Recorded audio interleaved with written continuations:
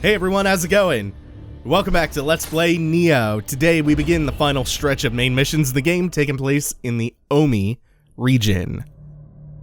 Mount Ibuki, a mystical mountain that has flourished since the days of the gods, used to be home to many different shrines. However, the age of constant warfare has seen them fall into ruin and decay. Now, instead of a training ground for aspiring holy men, the contaminated mountain has become a den of monsters.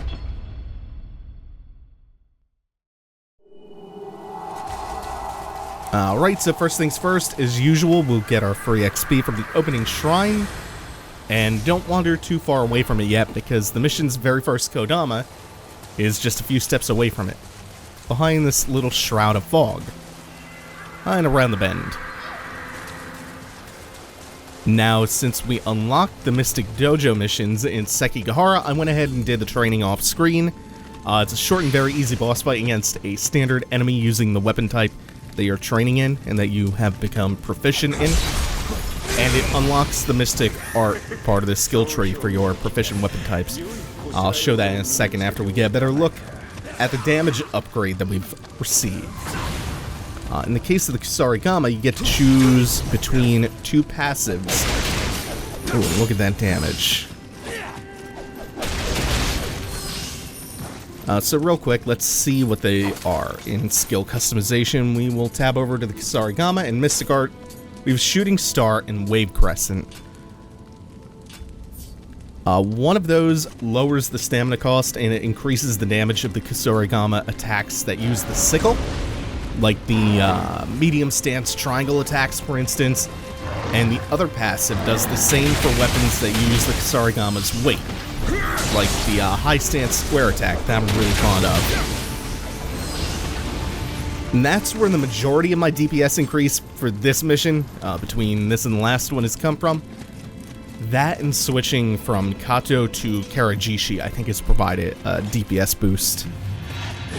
Karajishi is generally one of the best guardian spirits in the game for damage for anything that scales with skill. It provides a little bit of extra scaling. This, I want to see if I can dash over the mine. Might get blown up. Yeah, doesn't actually do that much. It does light you on fire, briefly. You have to watch out for the glowing trap mines on the floor in this level. I thought you could dash over them before they armed and detonated, but I was wrong about that.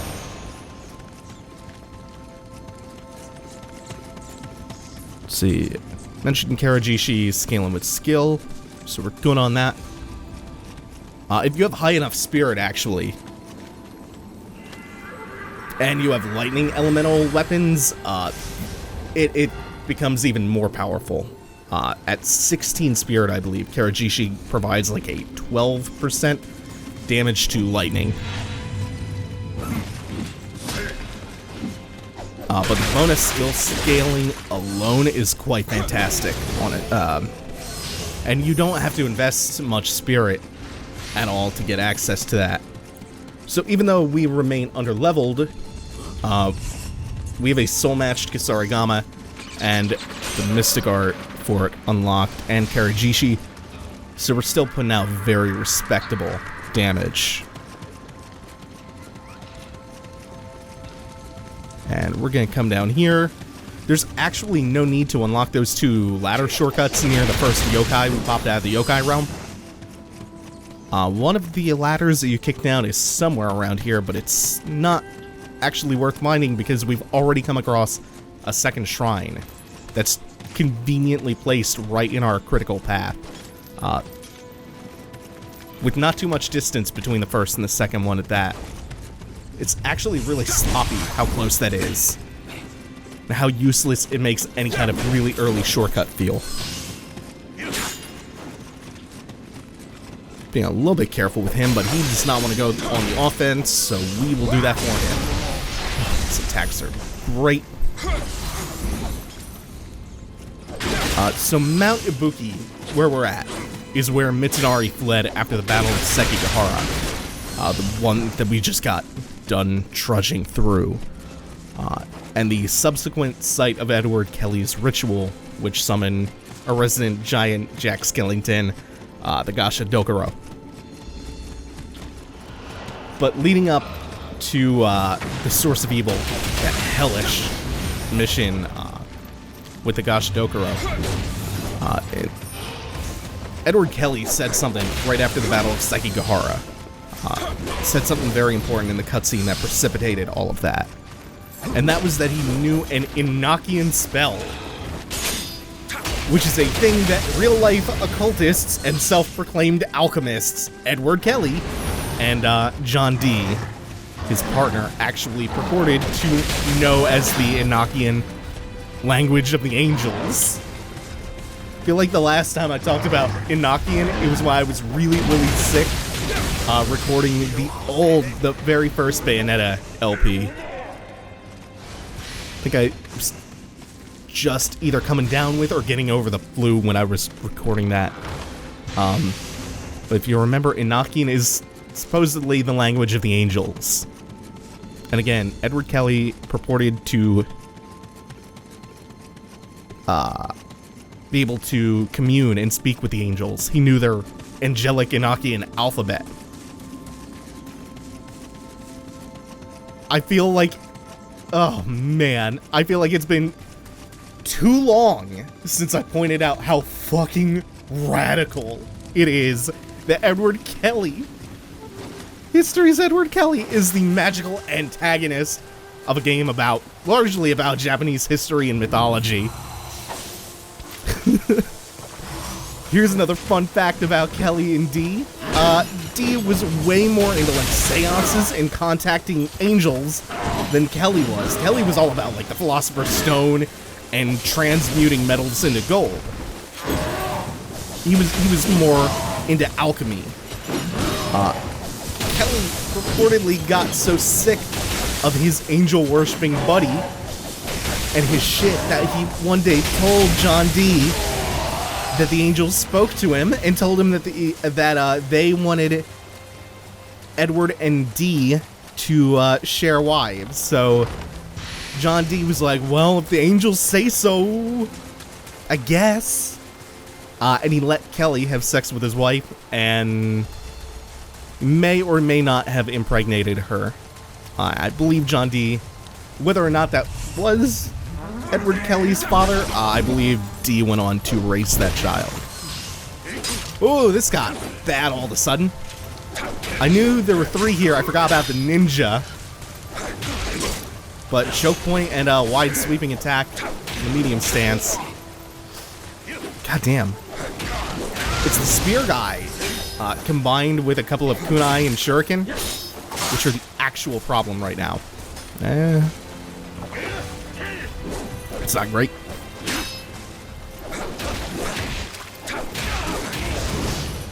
Oh, how great is that feature? I know I've talked about this before, but how great is it? That attacks that carry you forward, create forward momentum, do not push you over the edges of cliffs. Oh, what I would not give for that in a Souls game. Or anything, really. You get to be so much more offensive without being terrified. You can still roll over the cliff, but you can at least attack freely. This is an awkward spot to have to fight one of these on Muto. Ah, that was way too early. I was anticipating instead of reacting. Yeah, and it's easier to just block it anyway, I guess. Ah, not that one. This is a really awkward spot to have to fight in. This might just be a better solution.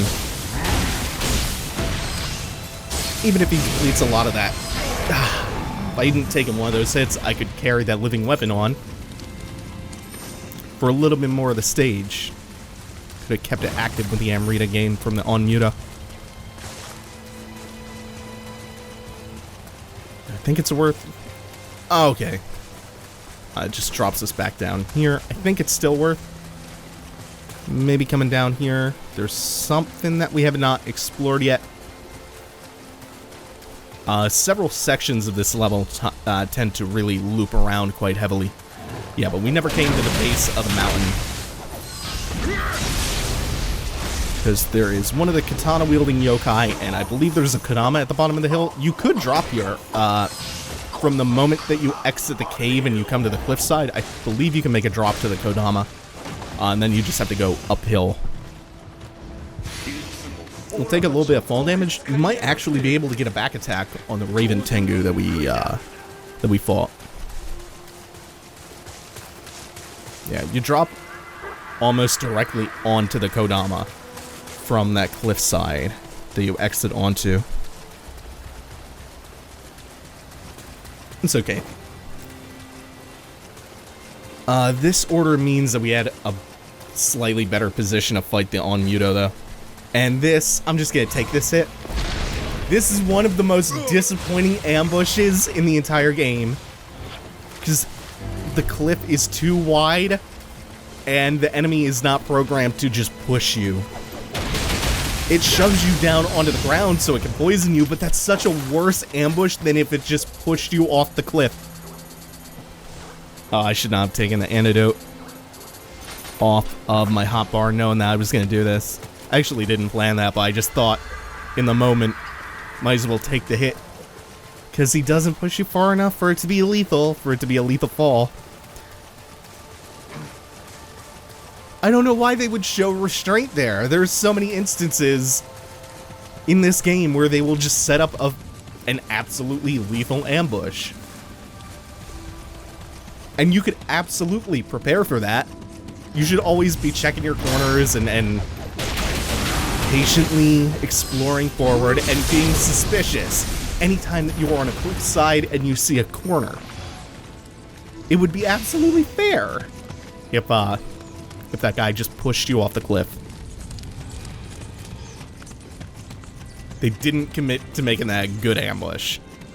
Oh, I mistook the light for patches of white, which normally is like a patch of guano, so that you know that there is a bat ambush nearby, like right here. And again, they don't push you off the cliff, he just comes forward to like try to grab you and barf poison on you. Oh, and this is not fun. This is not a great spot to fight in.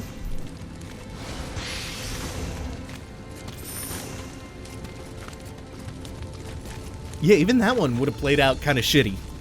Because if the bats hit you, they would almost knock you off the cliff, but then you would get saved by the grab from the yōkai.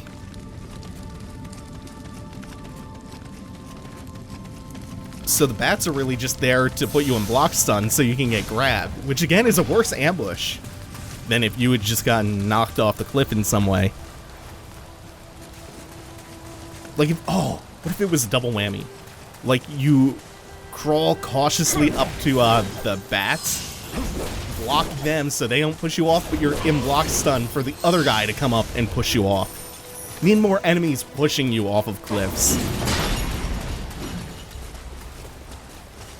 Like the all-time greatest ambush in a Soulsborne game, which is the which is the Tomb of the Giants one.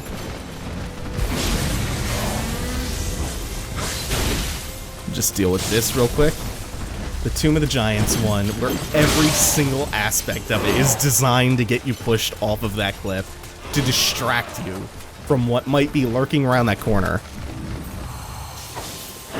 They have the Tower of Skeletons burrow up and quickly recede into the ground, making you think, oh, that's my opportunity to rush forward and attack the skeleton archer. And then that skeleton archer is right there in plain view, threatening you. So you think, okay, that's the trap. You run forward to try to attack the archer before it can knock an arrow, and right around that corner is another giant skeleton, and it just kicks you off the fucking cliff. It's the best. It is one of the best ambushes of all time. I appreciate that kind of level design, that kind of fuckery. Is it weird that I think that Nioh could use a little bit more fuckery? I think most games could benefit from that kind of fun fuckery. Also, just an excuse to say fuckery an awful lot, because that is a fantastic word. There are so many great permutations of the word fuck. Fuckery has in recent years become one of my fucking favorites. Such a versatile word. We are not going to traverse the bridge with a mine trap on it because there's actually no need to do so. Instead, what we will do is come back out here and head towards the bamboo forest. Misty bamboo forest.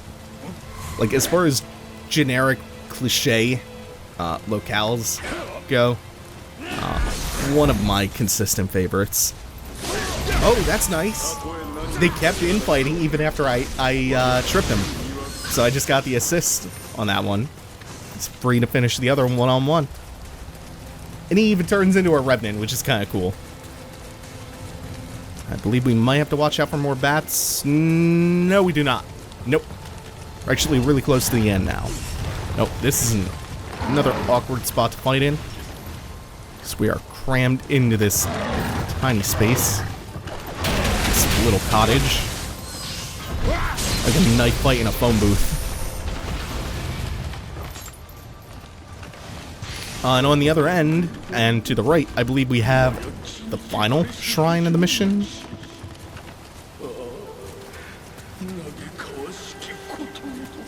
Yes, we do.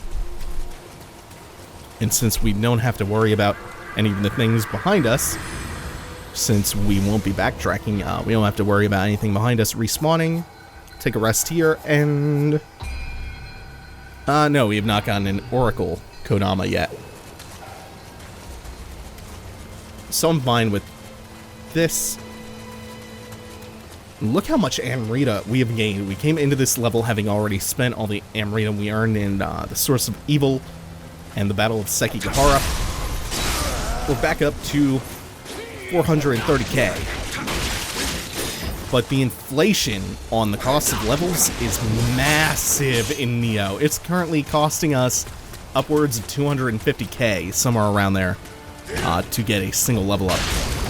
Deal with these guys, loot whatever was in the little hovel they were guarding, and then instead pop an elixir. I'll just go rest the shrine since we have cleared this out.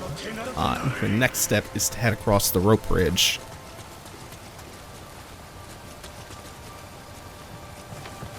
Okay, thought there might have been a Kodama around the corner up in the hill, but I'm thinking of another location with a similar kind of a stone stairway lead up. We can actually invest some of the Amrita we've gotten. See, it's just, we had 450,000 that visit, and it was not enough for 2 levels. It's going to quickly go into the millions to get a single level up. The inflation is out of control. Fucking Nioh soul economy. Can't stand it. Taxes are too high. Aww. I was really, really hoping that he was just gonna get stuck on the bridge. I could whip him from a distance with the weight of the Kisarigama for a little bit. Oh, it's a... Ooh. Oh, no. I got all their attention with that back roll. Ooh, maybe I should have just popped an elixir or two instead of going back to the shrine and re-popping these guys. This gets pretty touch and go. Oh, no. I didn't have quite enough for a living weapon. I have to pop that. And at the very least, kill the ads. Once it's back down to one-on-one against the Raven Tengu. I mean, they're still dangerous enemies, but it's a dangerous enemy without a bunch of ads compounding that danger. There we go. Oh no! For some reason, I thought I was out of stamina until I glanced for a split second. But that split second of hesitation meant that his faster attack could come out and counter hit me before my much slower attack. What a dumb way to die to this Raven Tengu. Yeah, okay. Playing it a little bit loose with the distances I'm playing at. Oh. At least I dodged the staff. This Raven Tengu should not be giving me nearly the amount of problems that it is. Trying to also be a little bit wary about where I am rolling towards when I am dodging him, so we don't run into that same situation again, because I don't have the living weapon available. It'll bail me out this time. That's when you start eating really weird-looking hits. Hits that you would normally dodge very easily when you start concerning yourself with so many other factors. You just eat stray hits, they're like, how did you manage to not avoid that? How did you not react to that appropriately? Because you're trying to hold so much other information in your head at a time that it's interfering with your reaction time. You actually see that in fighting games quite often.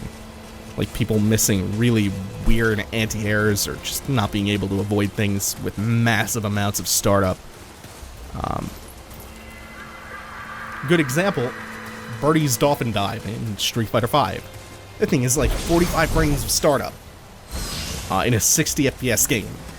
So you have 45 60ths of a second to react to that, and still most people get hit by the Dolphin Dive. Several times at that. And the reason they're reacting so slowly is because they're thinking of like all of the other different options that Birdie can do to approach. So they, as they're trying to consider all of the different things that they have to react to, the slowest option in the world hits them. Because they just aren't prepared to react to the really slow thing. They're thinking about everything else except that slow thing. And that interferes with reaction times pretty heavily. Also, Lord of the Flies blew the conch shell, and now everybody is fucking following him. Did they come around the other side? Okay, well, they're gonna putz around back there. They're gonna grab this. And what's around here? They have not caught up yet, which is amazing to me that they have not yet done so. We're heading up towards the end of the level along this path. They gave up. More power to them. I was not particularly fond of the prospect of fighting off all of them. God damn it, Piggy. Always creating problems for me. It's like my favorite tweet from the Fire Festival fiasco is the dude referencing Lord of the Flies. Found a conch shell on the beach at Fire Festival. I blew it and now everyone's following me. And before we head into the boss, we're gonna buff up quite heavily and get our living weapon back. Power pill on and lightning talisman applied.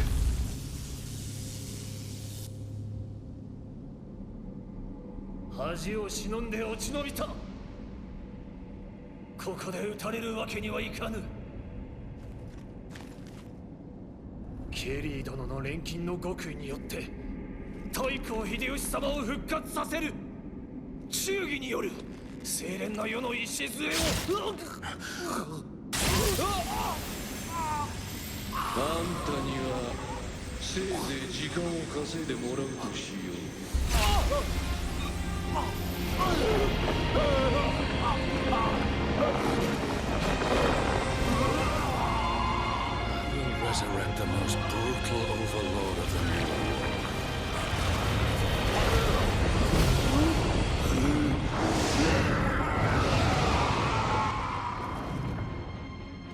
The most dangerous part about Mitsunari is the very beginning of this fight, the approach to him. He started up the projectile. Holy shit! What is this damage? I knew he was weak to lightning. I didn't know he was this weak. Oh my god! This is brutal. This is filthy. I had no idea he was this weak to lightning. Oh, we'll finish it. If you can survive the opening barrage of projectiles, this is a fantastically easy boss. So Kelly's plan, to reiterate, is to resurrect Oda Nobunaga as a demon, as a yōkai.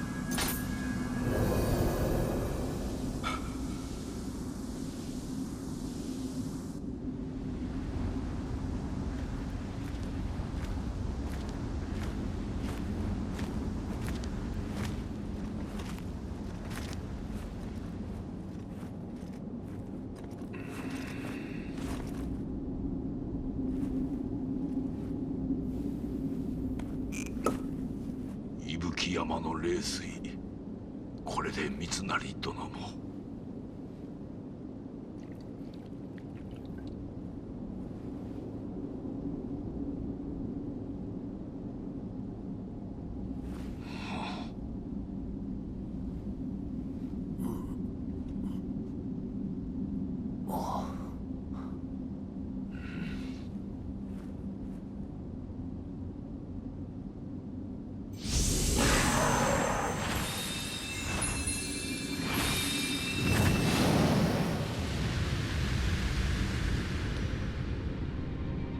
3倍の茶を教師、13の時から仕えた秀吉様。私は天下人へと変わりゆく太閤様についていくだけであった。義を重んじ刀なき世を民と共に歩む秀吉様の描きし美しき夢。いつしか私の夢となっていた。秀吉様亡き後、その夢を汚す家康めを討てぬとは、私が誤っておるのか。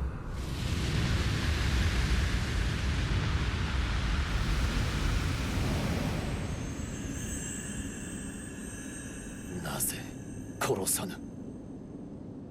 久しいの三成殿。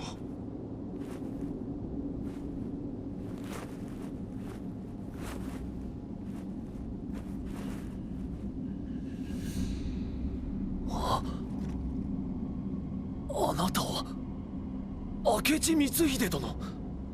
何故。そなたの忠義、まことにあっぱれ。されど人の世には忠義より重きものがあり申す。それは大義じゃ。三成殿、忠義を重んずるあまり大義に背かれますな。あなたも大義のため信長様を討ち、主君殺しの汚名をかぶったというか。されば私も大義に裁かれよう。ケリーめが私が死した信長様を改まとしてよみがえらせ、再び大乱の渦を起こそうとしております。安心殿、家康殿が大義、この国が太平のため、かの者を止めてくだされ。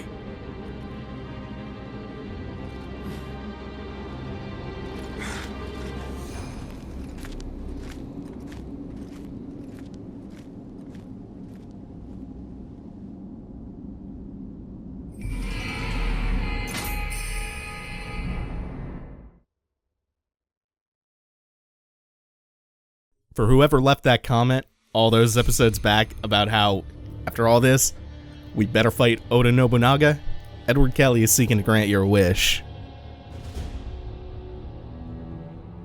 Oh, come on, this is like a Bloodborne load. So, we're done with Defiled Holy Mountain, and we've unlocked the ninjutsu and the Amio Mage stuff, the Mystic Art Dojo missions. We're not quite done. We are just going to start up the samurai from Sawayama so we can get right into the mission next time.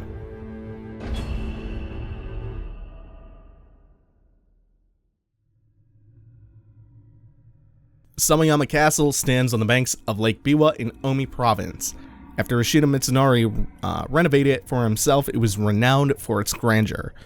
So much so that it soon became known as one of the two things that was too good for him: the other one being Shima Sakone. Now it has lost its beautiful central keep along with its lord, and it is nearing the end of its usable lifespan.